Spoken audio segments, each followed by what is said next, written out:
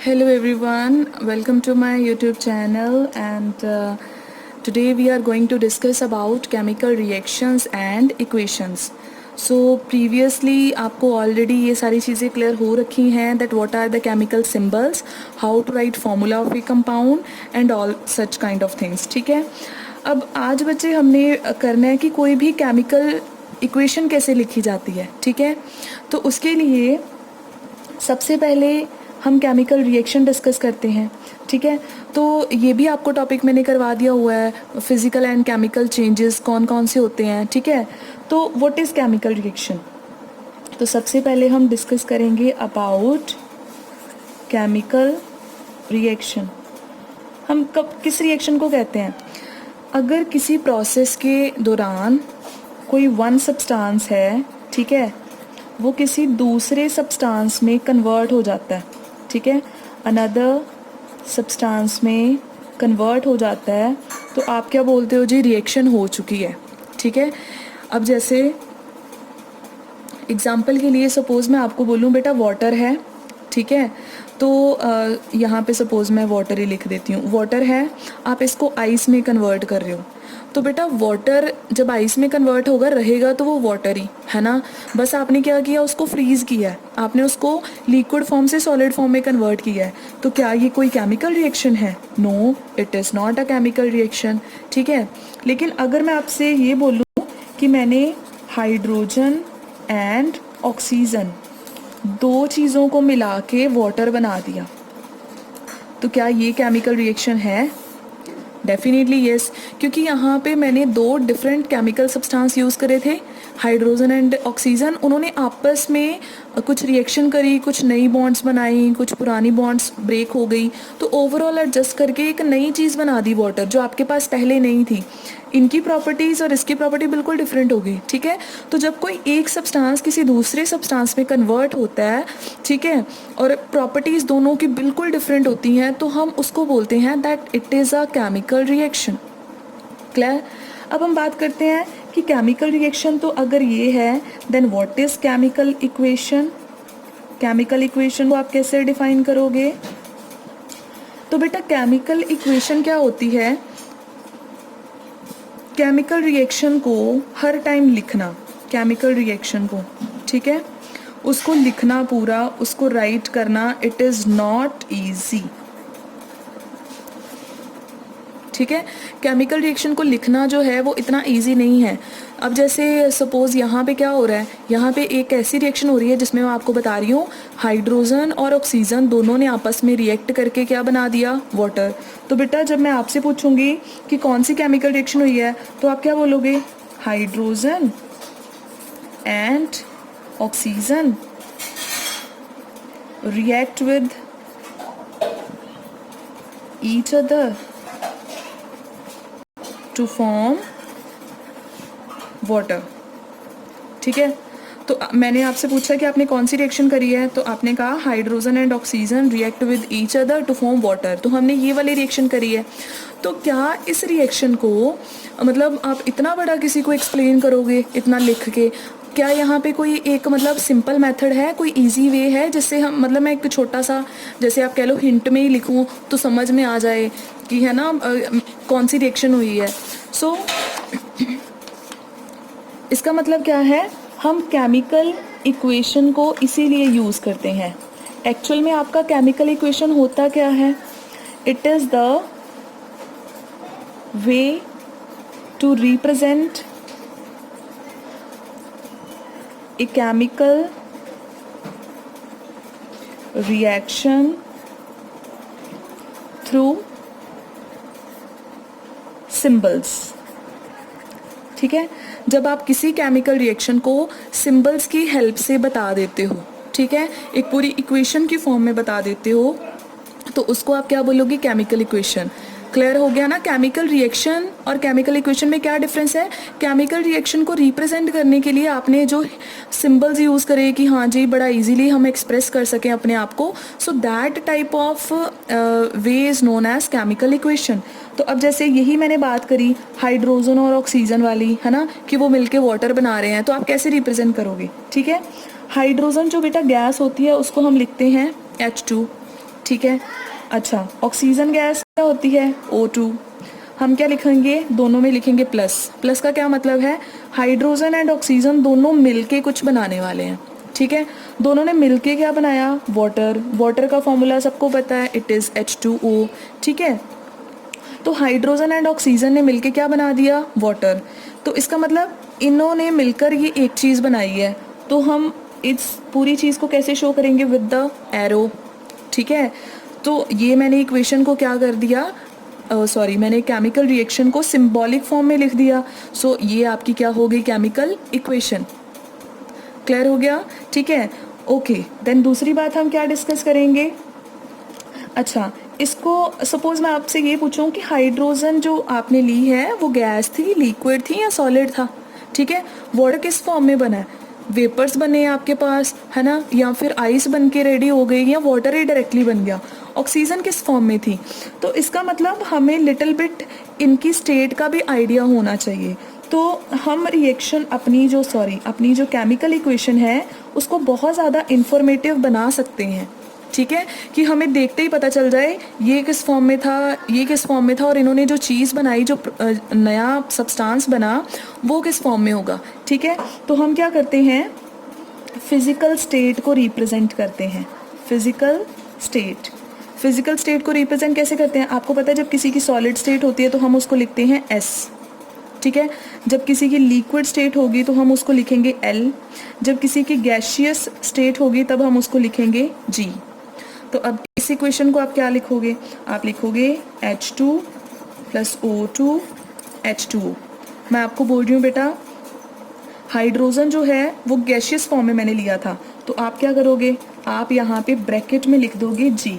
इसका मतलब क्या होगा कि आपने गैशियस स्टेट में हाइड्रोजन को लिया था। ऑक्सीजन भी मैं आपको बोल रही हूँ गैशियस थी, लेकिन जो वाटर बना था वो लिक्विड स्टेट में था, तो आप यहाँ पे क्या लिख दोगे? L। तो इसका मतलब फिजिकल स्टेट यहाँ ब्रैकेट में लिख के हम अपनी इक्वेशन को और ज़्यादा इन्फॉर्मेटिव बना सकते हैं। अच्छा, एक चीज़ और है। अब सपोज़ आपने ये रिएक्शन जो करी, ठीक है, किस तरीके से करी थी? हो सकता है आपने हीट करके फिर रिएक्शन करवाई हो सकता है आपने करंट पास करके रिएक्शन करवाई हो। तो जो भी एडिशनल आपने कुछ भी बीच में डाला हो, कोई ऐड करा हो कुछ भी, तो उसको आप यहाँ पे लिखोगे, ठीक है। अब जैसे हाइड्रोजन एंड ऑक्सीजन वाटर कैसे बनाते हैं? जब हम इसमें से करंट पास करते हैं, तो हम लोग यहाँ पे लिख सकते हैं अपनी इंफॉर्मेशन के लिए इलेक्ट्रिक करंट। इसका मतलब क्या हुआ कि हमने इन दोनों को रिएक्शन करवाने के लिए इलेक्ट्रिक करंट की हेल्प ली थी और देन वाटर फॉर्म हो गया। तो अब देखो, इसके कंपैरेटिवली ये इक्वेशन काफ़ी ज़्यादा अच्छी नहीं है, ठीक है, क्योंकि इससे हमें काफ़ी इन्फॉर्मेशन मिल रही है। और एक चीज़ बता दूं, जो सब्सटेंसेस आपस में रिएक्शन करते हैं कोई नया सब्सटेंस बनाने के लिए, इन सब्सटेंसेस को आप क्या बोलते हो? रिएक्टेंट्स, ठीक है। रिएक्टेंट्स क्या होते हैं? जो सब्सटेंसेस रिएक्शन करते हैं to form in new substance, ठीक है। तो जो नया सब्सटेंस बनता है उसको क्या बोलते हो? प्रोडक्ट। क्लियर हो गया? So what are reactant and what are product? The substances which react with each other to give a new substance, and the new substance so formed is known as product. एक state और भी होती है, एक होती है solid, एक होती है लिक्विड, एक होती है गैशियस। अब आपको पता है, मैं आपको बोलूँ बेटा मेरे पास नमक है, ठीक है, सॉल्ट है। सॉल्ट का फॉर्मूला क्या होता है? NaCl। मैं आपको बोलूँगी इसकी स्टेट बताओ, आप कहोगे कि मैम ये तो हमने देखा है घर पे सॉलिड फॉर्म में पड़ा होता है, पाउडर पाउडर सा होता है ना, वो देखा ना, बड़ी शाइनी क्रिस्टल्स होते हैं सॉल्ट के। तो आप बोलोगे कि ये तो सॉलिड है, तो आप उसको ऐसे लिख दोगे। लेकिन मैं आपको ये बोलूँ कि बेटा मैंने ना 1 गिलास वाटर लिया, उसमें मैंने सॉल्ट को क्या कर दिया? डिज़ोल्व। मैंने 1 गिलास वाटर लिया, ठीक है, और उसमें मैंने सॉल्ट को डिज़ोल्व कर दिया, घोल दिया अच्छे से। तो अब बताओ, जो पानी में आपका डिज़ोल्व्ड सॉल्ट है उसको आप क्या लिखोगे? तो तब आप क्या लिखोगे? इसको AQ।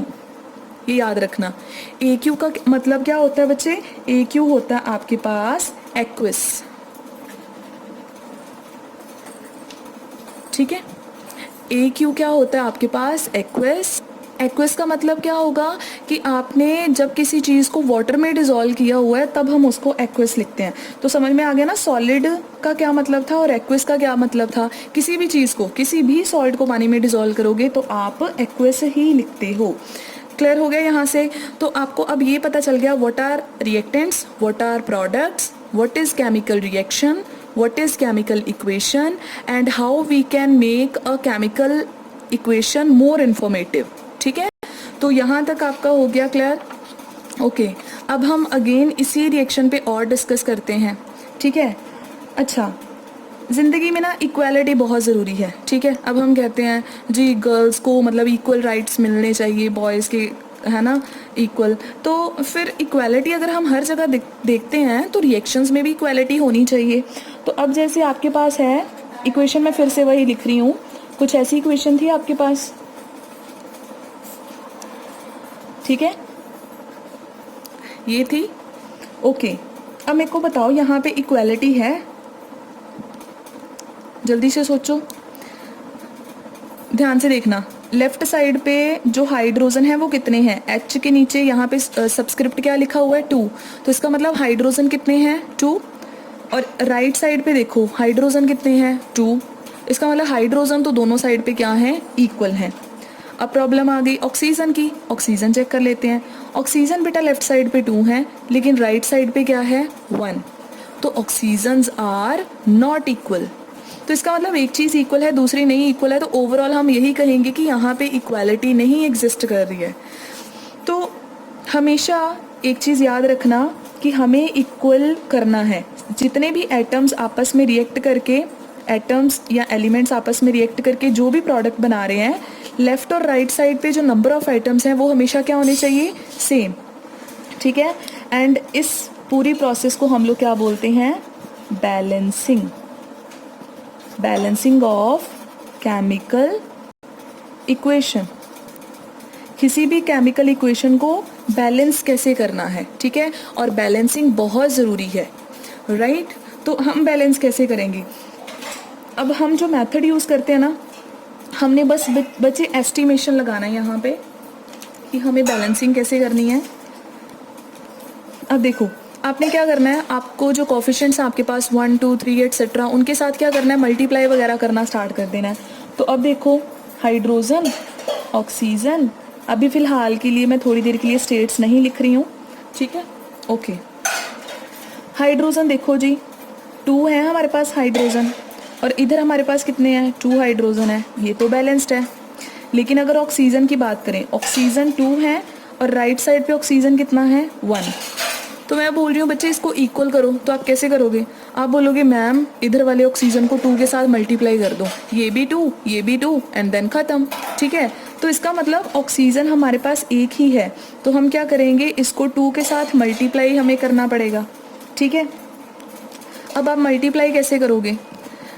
अब बच्चे यहाँ पे ये मत कर देना गलती से भी, मैं यहाँ पे आपको बता रही हूँ, आप ये मत कर देना कि H2O है तो हम यहाँ पे 2 लगा दें कि ऑक्सीजन हमने 2 कर दिए, ये गलत होगा क्योंकि आप तो वाटर का फॉर्मूला ही चेंज कर रहे हो।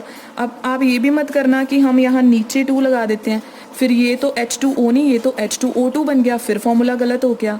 तो जब भी आपने किसी भी नंबर से मल्टीप्लाई करना है आपकी मर्जी है, लेकिन आप वो नंबर हमेशा यहाँ फ्रंट पे लिखोगे, ठीक है? तो मैंने फ्रंट पे यहाँ पे क्या लिख दिया? 2। तो अब क्या हो गया? अब मेरा ऑक्सीजन हो गया बैलेंस, ठीक है? लेफ्ट साइड पे भी 2 ऑक्सीजन है, राइट साइड पे भी 2 ऑक्सीजन है, and now it is balanced. लेकिन अब प्रॉब्लम क्या है? अब प्रॉब्लम आपके पास ये है कि जो आपका हाइड्रोजन है वो डिस्टर्ब हो गया। अब बेटा ध्यान से देखो, हाइड्रोजन के पास इधर भी एक नंबर 2 लगा हुआ है, इधर भी एक नंबर 2 लगा हुआ है। आप दोनों नंबर्स को क्या कर दोगे? मल्टीप्लाई। 2 2 ज़ा 4, तो इसका मतलब हाइड्रोजन कितने हैं आपके पास? 4। लेकिन लेफ्ट साइड पे आपके पास कितने हाइड्रोजन हैं? ओनली 2। तो आपने हाइड्रोजन कैसे बैलेंस करने हैं? इधर हाइड्रोजन 4 हैं, इधर हाइड्रोजन कितने हैं? 2। तो आप क्या करोगे? आप करोगे मल्टीप्लाई विद 2। 2 2 ज़ा 4, तो हम यहाँ पे 2 के साथ मल्टीप्लाई कर देंगे एंड आपकी इक्वेशन बैलेंस। अब कुछ है प्रॉब्लम? हाइड्रोजन लेफ्ट साइड पे 4, राइट साइड पे 4, ऑक्सीजन लेफ्ट साइड पे 2, राइट साइड पे 2, सो इक्वेशन इज बैलेंस्ड। सो कभी भी किसी इक्वेशन को लिखते हो उसके बाद में उसकी बैलेंसिंग ज़रूर करनी है, इसके अलावा आपकी इक्वेशन नहीं तो गलत रिप्रेजेंट करती है, ठीक है? अब कोई और एग्जांपल ले लेते हैं। अब मैं यहाँ पे एक इक्वेशन लिख रही हूँ, आपने इसको बैलेंस करना है, ठीक है? मेरे साथ साथ आप भी कॉपी पे लिखो और इसको बैलेंस करना स्टार्ट करो। अब ये इक्वेशन क्या है, N2 मतलब ये नाइट्रोजन आपकी गैस है, हाइड्रोजन गैस के साथ रिएक्ट करती है और अमोनिया बनाती है, ठीक है। तो जब इन दोनों ने रिएक्ट करके अमोनिया बनाया तो बैलेंस करके बताओ मेरे को, ठीक है। आप सिर्फ इस टाइम बैलेंसिंग पे फोकस करोगे। अब देखो ध्यान से, सबसे पहले नाइट्रोजन काउंट कर लेते हैं। नाइट्रोजन कितने हैं, 2। इधर नाइट्रोजन कितने हैं, 1। क्या करेंगे, 2 के साथ मल्टीप्लाई कर दें, बैलेंस हो जाएगा। तो मैं यहाँ पे लगा दूंगी 2। नाइट्रोजन तो हो गया बैलेंस। अब किसकी बारी है, हाइड्रोजन की। लेफ्ट साइड पे देखो हाइड्रोजन कितने हैं, 2। राइट साइड पे देखो, ध्यान से देखना, हाइड्रोजन के पास एक नंबर यहाँ पे लगा हुआ है 3 और एक जो फ्रंट में लगा हुआ है। फ्रंट वाला नंबर ना बेटा सबका होता है, नाइट्रोजन का भी है, हाइड्रोजन का भी है, सबका होता है। तो हाइड्रोजन का एक नंबर 3 है, एक नंबर 2 है, तो इसका मतलब हाइड्रोजन कितने हैं, 3 2 6, ठीक है। तो हाइड्रोजन अगर 6 हैं तो लेफ्ट साइड पे तो 2 हैं, तो आप कैसे इक्वेट करोगे, आप क्या करोगे, इसको 3 के साथ मल्टीप्लाई कर दोगे, बिकॉज 3 2 6, तो इक्वल इक्वल हो जाएंगे। तो हम क्या करेंगे, इसको 3 के साथ मल्टीप्लाई कर देंगे। अब देखो नाइट्रोजन भी बैलेंस्ड, हाइड्रोजन भी balanced, so equation is balanced, ठीक है। So this is all about today's topic. Hope आपको क्लियर हो गया होगा। अब आप काफ़ी जो आपकी बुक में रिएक्शंस दी होंगी उनको सॉल्व करना और उनको बैलेंस करने की ट्राई करना, ठीक है। Bye bye, thank you.